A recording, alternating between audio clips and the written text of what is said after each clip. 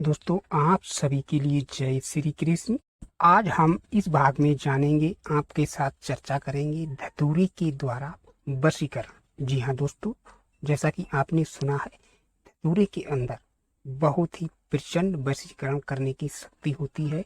जैसे कि किसी व्यक्ति की शादी हो गई है और उसकी पत्नी मायके से नहीं आ रही है, अपने पति को तंग कर रही है, या किसी व्यक्ति की पत्नी के किसी दूसरे व्यक्ति के साथ संबंध है और व्यक्ति को मालूम पड़ गया है कि मेरी पत्नी किसी दूसरे व्यक्ति के साथ शरीर संबंध बना रही है, व्यक्ति अपनी समाज के अंदर बदनामी ना हो जाए, इस वजह से किसी व्यक्ति से जिक्र नहीं कर रहा है और अंदर ही अंदर बहुत ज़्यादा परेशान है, या किसी के बच्चे आपके कहे अनुसार नहीं चल रहे हैं, या आप कोर्ट कचहरी से संबंधित कोई आपका कार्य है और आप तारीखें ले लेकर परेशान हो चुके हैं और आपकी कोर्ट में कोई सुनवाई नहीं हो रही है, वकील आपको आए दिन तारीखें दे देकर पैसे इकट्ठे करने में लगा है। दोस्तों, इस प्रकार की जो भी समस्याएं होती हैं, उसके लिए वशीकरण के लिए, आकर्षण के लिए, सम्मोहन के लिए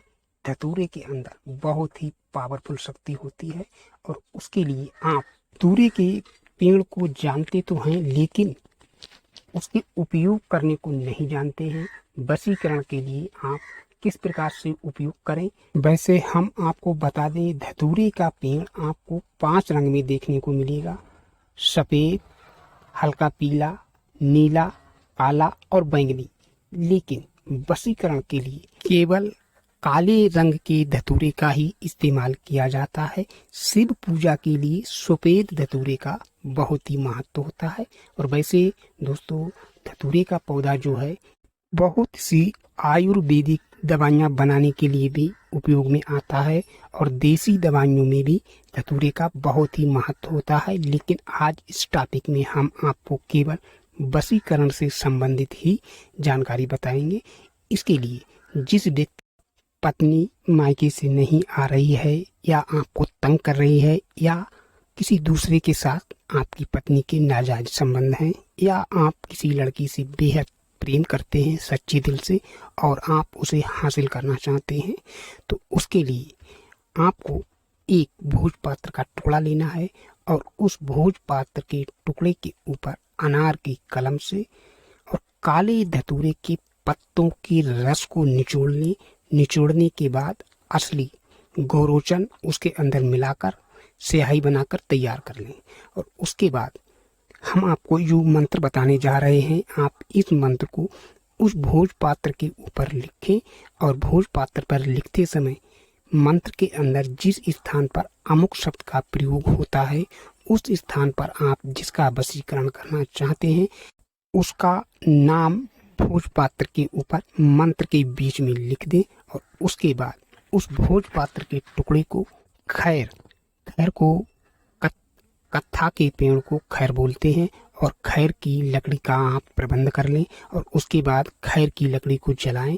जलाने के बाद जब कोयले के रूप में अग्नि दहकने लगे, तो उसके बाद आप जो आपने भोजपात्र के ऊपर मंत्र के बीच में आप जिसका भी वशीकरण करना चाहते हैं उसका नाम लिखा है, उस भोजपात्र के टुकड़े को उस आग के ऊपर तपाएं। तपाने का अर्थ, जितना ही ज्यादा आप उस टुकड़े को आग में सेकेंगे और जितना ही ज्यादा टुकड़ा गर्म होगा, उतना ही ज्यादा आपने जिसका नाम लिख रखा है वह व्यक्ति आपसे मिलने के लिए बेचैन होगा, तड़पने लगेगा। यह प्रक्रिया आपको 3 दिवस करनी है।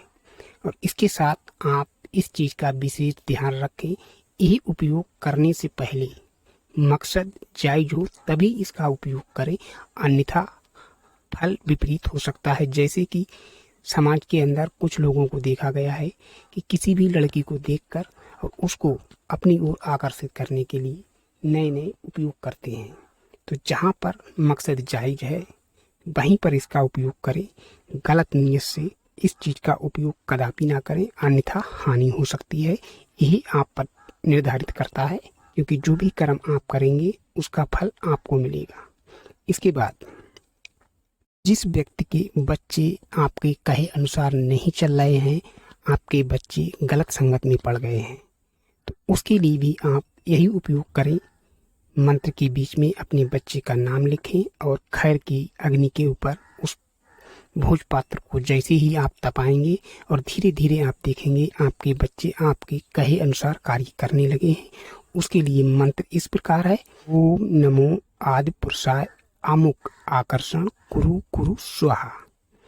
जहाँ पर अमुक शब्द आया है उस स्थान पर आप जिसका भी सम्मोहन वशीकरण करना चाहते हैं उसका नाम लिखना है। जैसे कि हम उदाहरण के तौर पर आपको बोलकर बता रहे हैं, जैसे कि मान लें दोस्तों, हम आपको उदाहरण के तौर पर बता रहे हैं, जिस व्यक्ति की पत्नी का नाम सपना है और आप अपनी सपना नाम की पत्नी को अपनी ओर आकर्षित करना चाहते हैं, तो उसके लिए जब आप मंत्र लिखेंगे तो आपको इस प्रकार से लिखना है, ओम नमो आदि पुरुषाय सपना आकर्षण कुरु कुरु स्वाहा।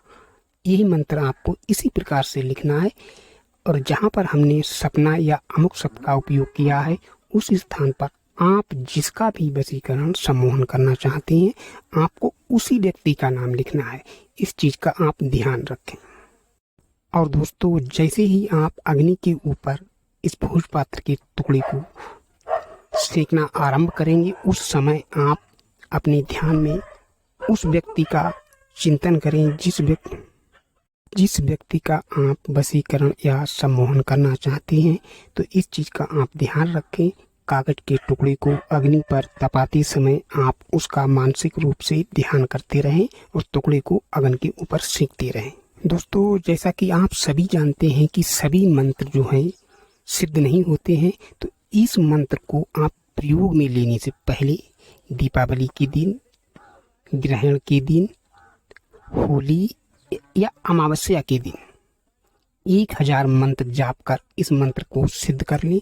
जब आप किसी भी शुभ मुहूर्त में इस मंत्र को 1000 बार जाप कर लेंगे तब इस मंत्र के अंदर पावर आ जाएगा, ये मंत्र जागृत हो जाएगा और उसके बाद पूर्ण रूप से कार्य करने लगेगा। मंत्र को सिद्ध करने के लिए, मंत्र जागृत करने के लिए समय, विधान, बहुत कुछ चीज़ों की आवश्यकता होती है।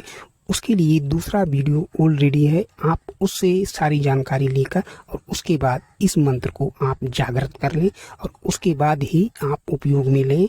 अन्यथा आपने मंत्र को सिद्ध नहीं किया है और आप सीधा ही उपयोग में ले रहे हैं तो हो सकता है ये मंत्र कार्य ना करे। दोस्तों, जो भी आपकी समस्या है वशीकरण आकर्षण से संबंधित, आप उस समस्या का इस उपयोग के द्वारा समाधान कर सकते हैं।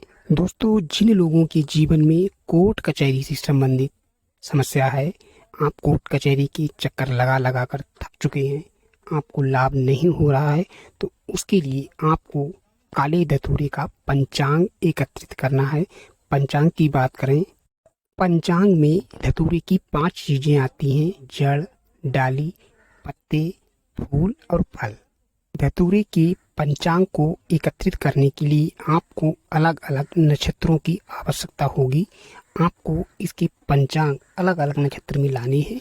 इसके लिए जब आप देख लें पुष्प नक्षत्र हो तो पुष्प नक्षत्र के समय आप इसके फूल लाएं, भरणी नक्षत्र में आप फल लेकर आएं और विशाखा नक्षत्र में काले धतूरे की शाखा लाएं। जब हस्त नक्षत्र हो तब आप इसके पत्ते लेकर आएं और उसके बाद जब मूल नक्षत्र पड़े, मूल नक्षत्र के समय आप काले धतूरे की जड़ लेकर आएं।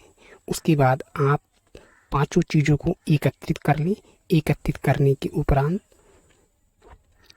इसको पीसकर चूर्ण बना लें और उसके बाद इस चूर्ण को आप संभाल कर रख लें। रखने के पश्चात जब आपको उपयोग में लेना हो, जब आपको कोर्ट कचहरी से संबंधित कार्य के लिए जा रहे हैं, उस समय आप इस पंचांग के बनाए हुए चूर्ण को थोड़ा सा चूर्ण लें और उसके अंदर गौरोचन मिलाकर और गंगा जल में पीसकर उसका तिलक बना लें। उस तिलक को आप अपने मस्तक पर लगाने के बाद जैसे ही कोर्ट कचहरी में जाएंगे तो जो आपका कार्य नहीं हो रहा है, इस तिलक के अंदर इतना पावर होता है कि इसके प्रभाव में आकर जो आपका कार्य नहीं हो रहा है वह आपके कार्य यथाशीघ्र ही पूर्ण हो जाएंगे। आपके जीवन में जो भी कोर्ट कचहरी से संबंधित परेशानी है वह परेशानी इस तिलक के प्रभाव से समाप्त हो जाएगी। और इसी के साथ आप सभी के लिए जय माता दी, जय श्री